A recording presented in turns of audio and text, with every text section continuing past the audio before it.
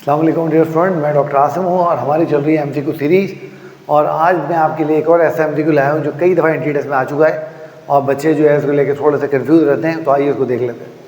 ना सवाल है कि when passes through aerobic respiration, जब ग्लूकोज की कंप्लीट ऑक्सीडेशन होती है। देखो ये भी मुमकिन है कि यहाँ पे एरोबिक रेस्पिरेशन की जगह कंप्लीट ऑक्सीडेशन लिखा हुआ हो, बात एक ही होती है, समझ लो। तो जब भी ग्लूकोज मॉलिक्यूल एरोबिक रेस्पिरेशन से पास होगा तो उसकी कंप्लीट ऑक्सीडेशन होगी, बात याद रखना।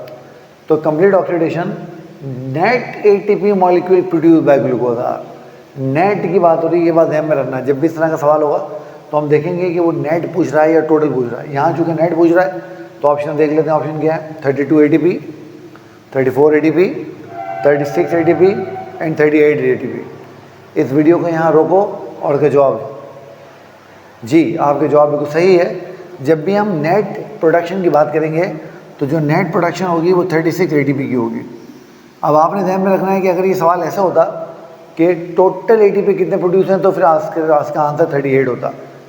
उसकी वजह ये है कि आपको पता है ग्लाइकोलाइसिस में 2 ATP कंज्यूम हो जाते हैं और 2 ATP कंज्यूम होने की वजह से वहाँ पर जो काउंट ऑफ ATP है वो थोड़ा सा 2 ATP कम हो जाता है।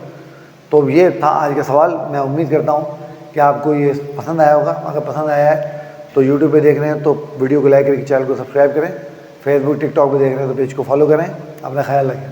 अल्लाह हाफ़िज़।